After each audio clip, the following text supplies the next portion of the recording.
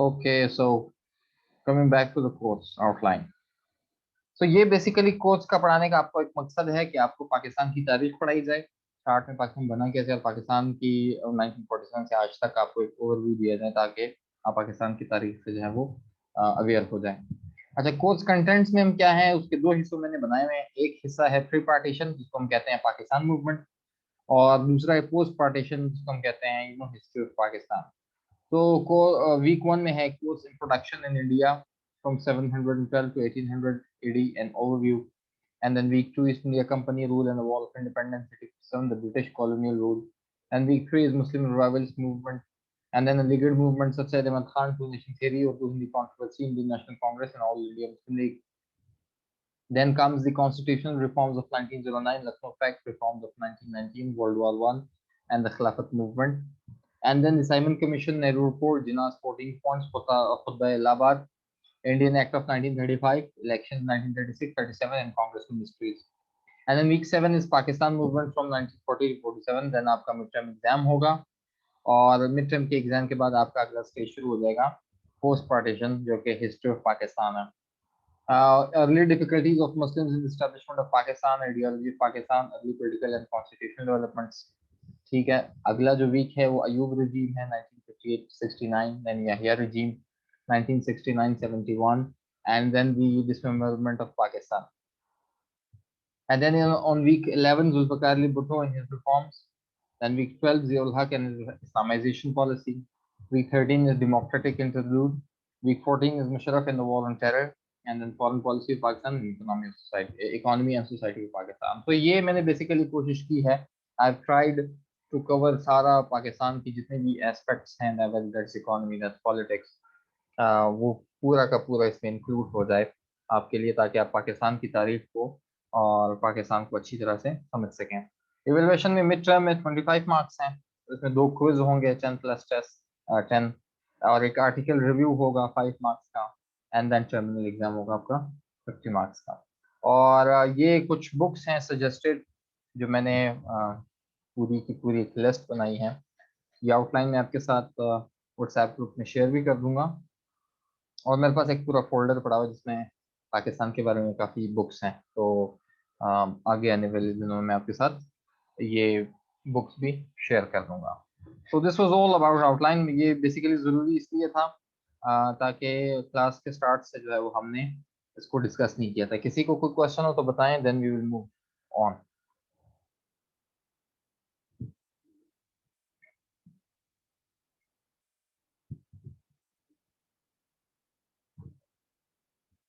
Yes, anyone? No question?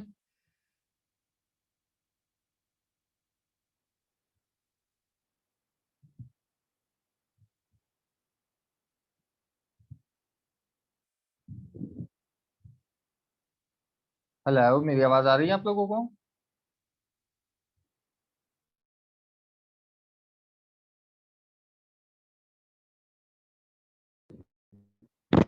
ये sir आ रही है। तो आवाज जब आ रही है आप लोग रिस्पॉन्ड क्यों नहीं कर रहे हैं? सब सोए हुए हैं, किसी काम में बिजी हैं, क्या है, क्या चल रहा है? What's going on?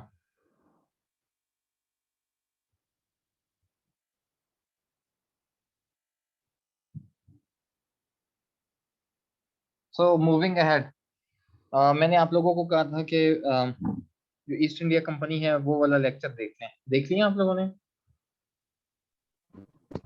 ये सर देख रहे हैं। जी, तो बताएं थोड़ा बहुत।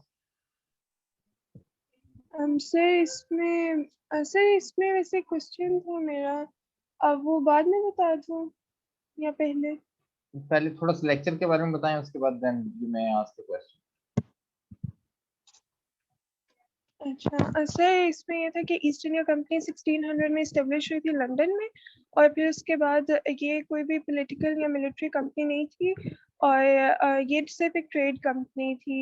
ये सबसे पहले इंडिया में आई थी मद्रास में, और फिर उसके बाद ये कलकत्ता और बॉम्बे में भी इसने अपने सेंटर्स बनाए थे, और जो एम्परर जहांगीर था उसने इसे आने दिया था, मतलब परमिशन दी थी। और फिर उसके बाद ये इंडिया में स्पाइसेस और कॉटन लेने के लिए आए थे मेनली। और फिर उसके बाद ये था कि सबसे पहले जो थे ये ऐसे ही आए थे, मतलब किसी पॉलिटिकल रीजन की वजह से नहीं आए थे, लेकिन फिर बाद में और इन्होंने अपनी वहाँ पे एक गैरिसन बनाई थी सिर्फ प्रोटेक्शन के लिए फ्रेंच के अगेंस्ट। और फिर उसके बाद ये काफी ज्यादा मतलब एक्सपैंड करते गए। इन्होंने अपनी 22 ट्रेडिंग पोस्ट बना ली थी। लेकिन फिर उसके बाद जब अयूब खान की जब डेथ हुई थी, तो फिर उसके बाद इनको राइट मिल गया था कि ये बंगाल में फ्री ट्रेड कर सकते हैं। तो फिर उसके बाद इन्होंने और इनको ये भी राइट मिला था कि ये रेवेन्यू भी कलेक्ट कर सकते हैं। तो फिर इनकी एक बहुत अच्छा स्टेटस हो गया था इंडिया में, सब समिंग स्टेटस। और फिर इसके बाद इन्होंने अपनी आर्मी भी बहुत बड़ी कर ली थी जिसमें लोकल इंडियंस ही थे। और फिर उसके बाद सर इनकी आर्मी में एक था रॉबर्ट क्लाइव था, जिसने जिसके कामों की वजह से लोगों को पता लग रहा था कि ये पॉलिटिकल अब काम कर रहा है। और फिर उसके बाद जो एक बंगाल का रूलर था सिराजुद्दौला, उसने इन पे अटैक किया था, जिसकी वजह से ईस्ट इंडिया कंपनी को निकाल दिया था इंडिया से। लेकिन रॉबर्ट क्लाइव ने दोबारा से फाइट बैक की थी और सिराजुद्दौला को हरा दिया था, और उसने हेल्प ली थी उसके मिलिट्री जनरल से, मीर जाफर से। फिर उसके बाद जो ब्रिटिशर्स थे वो उन्होंने बहुत सारी वेल्थ जो है वो लंदन में भेज देते थे, जिसकी वजह से इंडिया में फेमाइन आ गया था। और जो उनके बीच में बहुत गैप आ गया था, लोकल्स के बीच में, ब्रिटिशर्स के बीच में।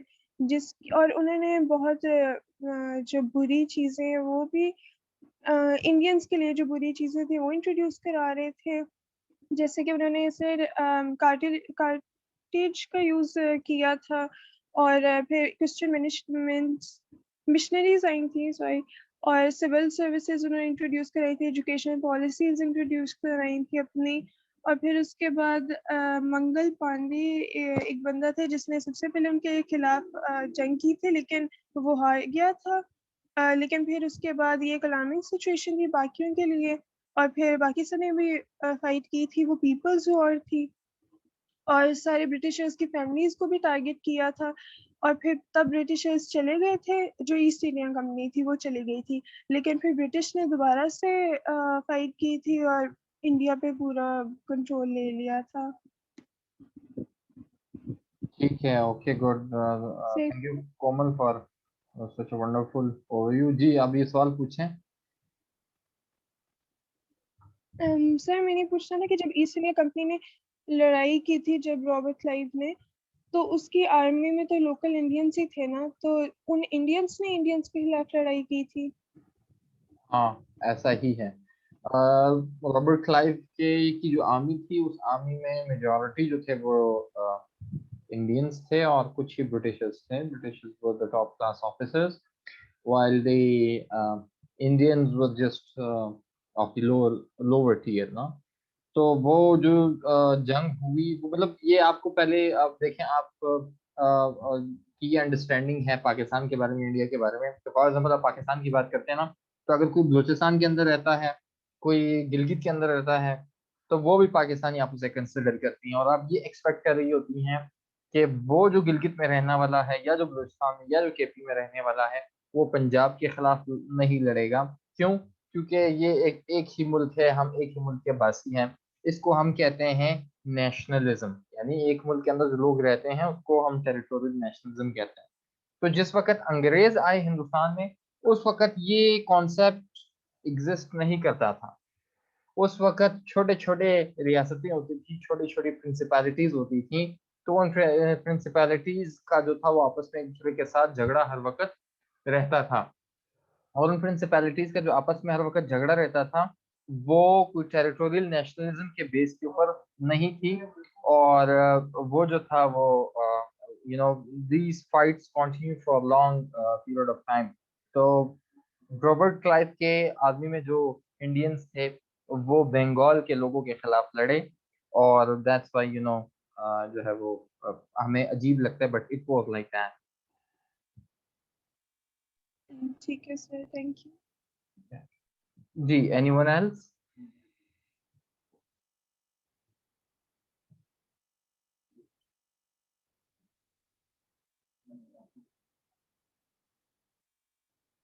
यस, बाकी लोग हैं क्लास में प्रेजेंट या वो एब्सेंट हैं? मैं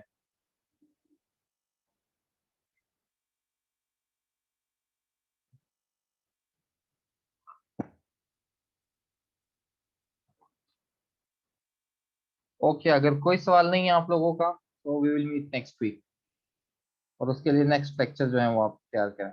ठीक है।